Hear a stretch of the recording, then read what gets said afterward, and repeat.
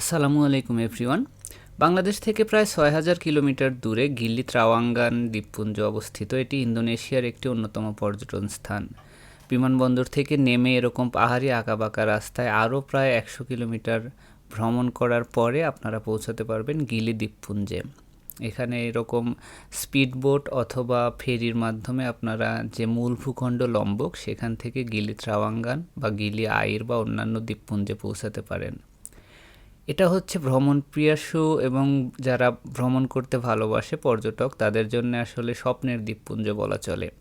৩টা দ্বীপ গিলি মেনো, গিলি আইর আর হচ্ছে গিলি ট্রাওয়াঙ্গান নিয়ে গিলি দ্বীপপুঞ্জ, এই ৩টি দ্বীপপুঞ্জ গঠিত। কোন দ্বীপপুঞ্জে কিভাবে আসতে পারবেন তার বিস্তারিত অবশ্যই অন্যান্য অনেক ভিডিওতে আপনারা দেখেছেন। আমি এখানে চেষ্টা করব একজন সাধারণ মানুষ হিসেবে, মানে যারা ভ্লগার বা প্রফেশনালি ভ্লগিং করে তাদের ধারণার বাহিরে আপনাদেরকে একটা ধারণা দিতে, যেন আপনারা যদি কেউ ইন্দোনেশিয়াতে ভ্রমণ করতে আসতে চান অথবা এই দ্বীপপুঞ্জগুলোতে ভ্রমণ করতে চান তারা একটা সঠিক ধারণা পাবেন। সুন্দর সাজানো গোছানো পরিষ্কার পরিচ্ছন্ন এই দ্বীপগুলো পর্যটকদের জন্য অত্যন্ত আকর্ষণীয়। এখানে সব সময়ই রাশিয়া, অস্ট্রেলিয়া, ভারত এবং ইউরোপের অন্যান্য দেশের পর্যটক দিয়ে সব সময় এই দ্বীপগুলো ভর্তি থাকে। কিন্তু as a Bangladeshi, as a Muslim, আপনি কি এই দ্বীপপুঞ্জগুলো ভ্রমণ করতে চান? ভ্রমণ করলে কি পরিবার নিয়ে ভ্রমণ করলে কোনো ধরনের সমস্যা ফেস করবেন বা কী ধরনের চ্যালেঞ্জের মুখোমুখি হবেন সেগুলোই ডিসকাস করার চেষ্টা করব। আপনারা দেখতে পাচ্ছেন যে পরিষ্কার পরিচ্ছন্ন এই দ্বীপগুলো মানুষের পর্যটকদের জন্য আকর্ষণ হওয়ার অন্যতম কারণ হচ্ছে এখানে যে পানিগুলো দেখতে পাচ্ছেন, সমুদ্রের জল, এগুলো অত্যন্ত সবুজ এবং পরিষ্কার। মানে এখানের পানিগুলো বাংলাদেশের সমুদ্র যেটা আছে সেটার মতো ঘোলা না। এখানে সিকিউরিটির ব্যবস্থা অত্যন্ত চমৎকার। পুরো দ্বীপে আমি প্রায় ১-২ জন পুলিশ দেখেছি, কিন্তু তারপরেও কোথাও কোনো ছিনতাই বা ধরনের ঘটনা ঘটে না। এখানে মানুষ আসলে দাম অনেক বেশি নেয়, মানুষ না আসলে দাম খুব কমে যায়, এরকম খুব একটা হয় না। মানে হয় অফকোর্স, কিন্তু এটা একটা লিমিটের মধ্যেই থাকে। সুতরাং যে কোনো সময় আপনারা এই দ্বীপগুলোতে বা ইন্দোনেশিয়াতে ভ্রমণ করতে আসতে পারেন। পৃথিবীর যে কোনো স্থানে আমার মনে হয় বাংলাদেশ বা এই ইন্ডিয়ান সাবকন্টিনেন্ট ছাড়া যে কোনো জায়গায় আপনারা এই ধরনের সুবিধা পাবেন, যে যখন পিক টাইম বা হচ্ছে সিজন তখন অনেক বেশি ভাড়া, অনেক বেশি ভাড়া, আর অন্য সময় কম ভাড়া। এটা মানে এতটা ডিফারেন্স বাংলাদেশের মতো হয় না। যাই হোক, ইন্দোনেশিয়াতে ভ্রমণ করা খুবই সহজ। আগে বাংলাদেশের জন্য অন অ্যারাইভাল ভিসা ছিল, কিন্তু এখন অন অ্যারাইভাল ভিসা বাংলাদেশকে দেয় না। সুতরাং আপনারা ভিসা অ্যাপ্লাই করলে খুব সহজেই ভিসা পেয়ে যাবেন, যদিও এটা এজেন্টের মাধ্যমে করা হয়ে থাকে। আর আমি যেহেতু জব ভিসা ইন্দোনেশিয়াতে আছি, আমার জন্য ভিসা বা এই ধরনের কোনো সমস্যা ফেস করতে হয় নাই। এবার আসি বাংলাদেশি হিসেবে, মুসলিম হিসেবে পরিবার নিয়ে দ্বীপগুলোতে বা ইন্দোনেশিয়াতে ভ্রমণ করলে আপনাদের কী কী অসুবিধা হতে পারে। আমি ইন্দোনেশিয়াতে আসার আগে ফুড ভ্লগার যেমন ওই যে পেটুক কাপল বা ওদের অনেক ভিডিও দেখছি, ওদের কাছে শুনেছি ইন্দোনেশিয়ার ফুড অনেক মজা, এই সে হেন তেন। বাট ভাই বিশ্বাস করেন, ইন্দোনেশিয়াতে আসার পরে আমি যতজন বাঙালির সাথে কথা বলছি একজনও বলে নাই যে ইন্দোনেশিয়ান খাবার তাদের কাছে খুব ভালো লাগে, ইন্দোনেশিয়ান খাবার খেয়ে তারা সার্ভাইভ করতে পারে। সম্ভব না। আপনি 1 বেলা 2 বেলা খাইতে পারেন ঠিক আছে, কিন্তু ইন্দোনেশিয়ার খাবার খেয়ে আপনি যদি 4 দিনের ভ্রমণেও আসেন, বিশ্বাস করেন এখানে টিকে থাকা প্রায় অসম্ভবের কাছাকাছি। আর সেখানে আমি মাসের পর মাস বা বাঙালি যারা আছে বছরের পর বছর, এখানে এমন বাঙালিকেও পেয়েছি যারা 20-30 বছর ধরে আছে, কিন্তু এখনও বাঙালি খাবার ছাড়া ইন্দোনেশিয়ান খাবার খেতে পারে না। শুধু বাঙালি না, ইন্ডিয়ান যারা আছে, অনেকে আমার কলিগ আছে, তাদের কথাও একই রকম, তারা হচ্ছে ইন্দোনেশিয়ান খাবার খেতে পারে না। সুতরাং খাবার নিয়ে যদি কারো প্রবলেম থাকে তাহলে ভাই ইন্দোনেশিয়াতে আইসেন না, কারণ ইন্দোনেশিয়ার খাবার এরা শুধু গোরেং বা ওই যে ভাজি টাজি এরকম করে। তবে হ্যাঁ, আপনি যদি অনেক বেশি টাকার মালিক হয়ে থাকে তবে ম্যাকডোনাল্ড, KFC, স্টারবাকস এই ধরনের অফিসিয়াল স্টোর আছে, সেখান থেকে খেতে পারবেন। তবে বাঙালি যে খাবার বা তরকারি যেটা আমরা বলে থাকি সেগুলো এই দেশে নাই। এই দ্বীপগুলোতে অন্যতম আরও একটা প্রবলেম হচ্ছে, এখানে আপনি ফ্যামিলি নিয়ে ঘুরতে আসলেও আপনাকে মাদক, যেটা আমরা ড্রাগস বলি, সেটা আপনাকে নেওয়ার জন্য সাদাসাদি করবে। এগুলো ওপেনে বিক্রি হয়, মাদক, মদ, গাঁজা, সিগারেট, তারপরে হচ্ছে ওই যে আমি শুনলাম মাশরুম জাতীয় মাদক, এগুলো প্রচুর বিক্রি হয় এইসব দ্বীপগুলোতে, কেউ দেখে না। সুতরাং ফ্যামিলি নিয়ে আসলে যে ফরেন যারা আছেন ইউরোপিয়ান কান্ট্রির, তাদের ড্রেস আপ আর হচ্ছে মাদকের কথা চিন্তা করে এখানে আসবেন। তাছাড়া খাবারের কথা তো অলরেডি বলেইছি। তবে দেখেন এই দ্বীপগুলো এত সুন্দর, মানে এরকম জায়গা মানুষজন খুব একটা নাই বললেই চলে, কিন্তু কোনো সিকিউরিটি নিয়ে কোনো প্রবলেম নাই। সুতরাং এরকম একটা জায়গায় ধীরে ধীরে বাতাস হচ্ছে, একটা ডাবের দাম এখানে কত, 100-120 টাকার মতো। কল্পনা করা যায় কক্সবাজারে 120 টাকা আপনি একটা ডাব কল্পনাও করতে পারেন না। সো এরকম জায়গায় বসে ডাব খাওয়া আর প্রাকৃতিক সৌন্দর্য উপভোগ করা, এর চেয়ে মনে হয় মানে পৃথিবীতে এত মজার জায়গা আর আছে বলে আমার মনে হয় না। তারপরে দেখেন পানিগুলো নীল, আপনি যত দূর ইচ্ছে সমুদ্রে হচ্ছে গোসল করতে পারবেন, কেউ আপনাকে কিচ্ছু বলবে না। ইচ্ছা করলো ঘোড়ার গাড়িতে চড়লেন, ইচ্ছা করলো আপনি ঘোড়াতে চড়লেন। এই দ্বীপগুলোতে স্পেশালি গিলি ট্রাওয়াঙ্গানে কিন্তু কোনো যানবাহন এটাও চলে না। অর্থাৎ গিলি ট্রাওয়াঙ্গানে যদি আপনি আসেন তাহলে আপনাকে বাইসাইকেল ইউজ করতে হবে। এখন ইলেকট্রিক সাইকেলের ওরা হচ্ছে মানে অনুমতি দিয়েছে, কারণ অনেক বৃদ্ধ মানুষ আসে।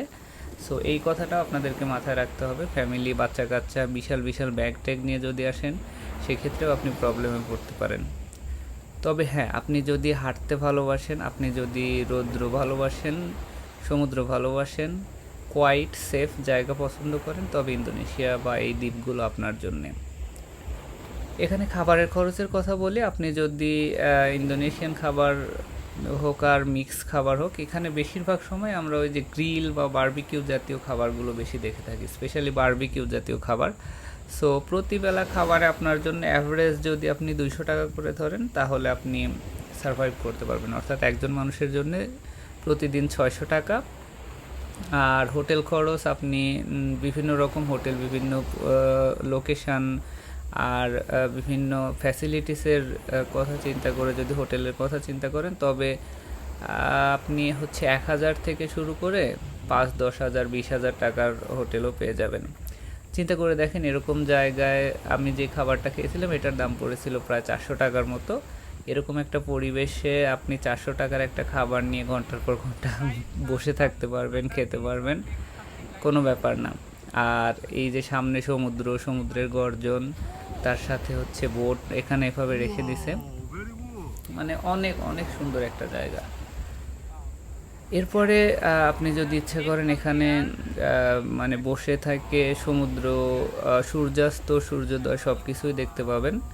মানে দ্বীপটা হচ্ছে একটা গোল দ্বীপের মতো, আপনারা ম্যাপে সার্চ করলেই পেয়ে যাবেন। তার চারিদিকে রাস্তা আছে, ভেতর দিয়েও রাস্তা আছে, সূর্যোদয় সূর্যাস্ত সব কিছু দেখারই ব্যবস্থা আছে। সো গিলি দ্বীপের যদি অ্যাক্টিভিটিসের কথা বলি, অ্যাক্টিভিটিস বলতে এখানে সমুদ্রে স্নোরকেলিং আছে, তারপরে স্কুবা ডাইভ আছে। টাকা বাংলাদেশি টাকায় প্রায় 1000 থেকে শুরু করে 2-3 হাজার, 4 হাজার, 5 হাজার টাকা এরকম। 1000, হ্যাঁ, 1-1.5 হাজার টাকা থেকে শুরু করে 5-7 হাজার টাকা পর্যন্ত যে যেভাবে মানে ম্যানেজ করতে পারে সেভাবে নেয়। আর যত বেশি টাকা দিবে তত বেশি ফ্যাসিলিটিস পাবেন। হোটেলের মধ্যে যেটা বললাম যে আপনি হচ্ছে মানে খুব ভালো মানের হোটেল থেকে শুরু করে আপনি হচ্ছে বেড শেয়ারিং মানে রুম শেয়ারিং হোটেলগুলোতেও আপনারা হচ্ছে থাকতে পারবেন। আর এইখানে বিচগুলো হচ্ছে মানে বিচের ধারে কোনো হচ্ছে ইয়ে নাই, যে হোটেল নাই, বিচ পুরো খোলা থাকে। আর আমার হাতের বাম পাশে এখানে দেখতে পাচ্ছেন, এখানে বিচ মানে হোটেলগুলো আছে রাস্তার পরে, আর তার সামনে হোটেলগুলো থেকে ওদের নিজস্ব খোলা জায়গা আছে, এখানে মানুষজন বসে বিশ্রাম করে। আর হচ্ছে এখানে সব সময় মিউজিক বাজতে থাকে, বিদেশিরা মদ খায়, বিয়ার খায়, তারপরে ওয়াইন খায়।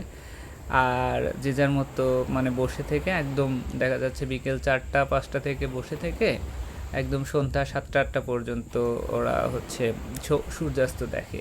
এখানে ফ্রি মুভি দেখার ব্যবস্থা আছে, সেগুলো আপনারা উপভোগ করতে পারেন।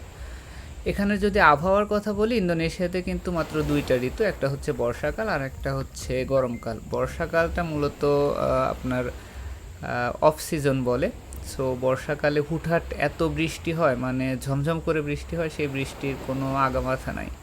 সুতরাং যদি আসতে চান তবে আমার মনে হয় যে গ্রীষ্মকালে আসাই ভালো, কারণ বর্ষাকালে অনেক সময় দেখা যাচ্ছে সারাদিনই মেঘ থাকে, বা এই সব জায়গায় আপনি বিমানের মাধ্যমে জাকার্তায় নামবেন বা বালিতে নামবেন, বালি থেকে আবার এখানে আসবেন, এগুলো একটু রিস্ক হয়ে যায়। মানে আমি যখন এখান থেকে আসছিলাম তখন দেখা যাচ্ছিল যে মানে বিমানে পুরোটা সময়ই ওরা সিট বেল্ট বেঁধে রাখতে বলছে চারিদিকে, মানে বিমানের নিচে আমি দেখতে পাচ্ছি যে হচ্ছে বিদ্যুৎ চমকাচ্ছে, এটা খুবই ভয়ানক অবস্থা। এই যে আমি বলছিলাম যে বাম পাশে এখানে এরকম বসার জায়গা আছে, আর ডান পাশে হচ্ছে সমুদ্র, ওপেন স্পেস, কেউ আপনাকে মানা করবে না, মানে ফ্রি, এখানে প্রায় সব কিছুই ফ্রিতেই পাওয়া যায়।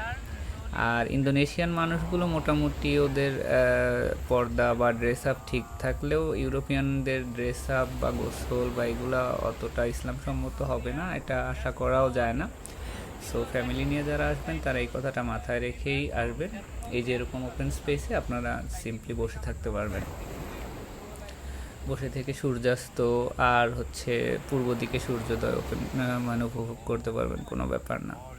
সো এই ছিল আমার আজকের ভিডিও। সবাইকে ধন্যবাদ। আসসালামু আলাইকুম।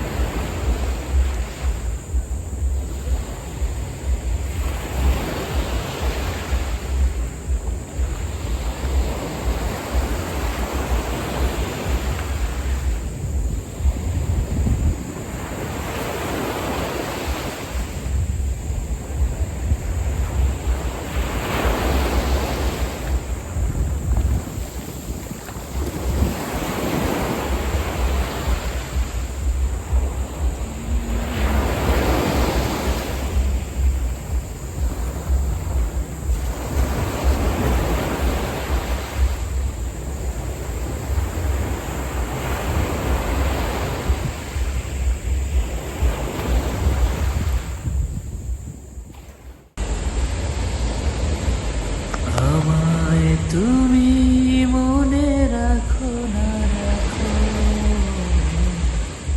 তোমায় তো ভোলা যাবে না। আমায় তুমি মনে রাখো না রাখো, তোমায় তো ভোলা যাবে না। ও হৃদয়ের বাঁধন রয়ে যাবে আজীবন, কিছুতেই খোলা যাবে না। আমার তুমি মনে রাখো না রাখো, তোমায় তো ভোলা যাবে না, না তোমায় তো ভোলা যাবে না।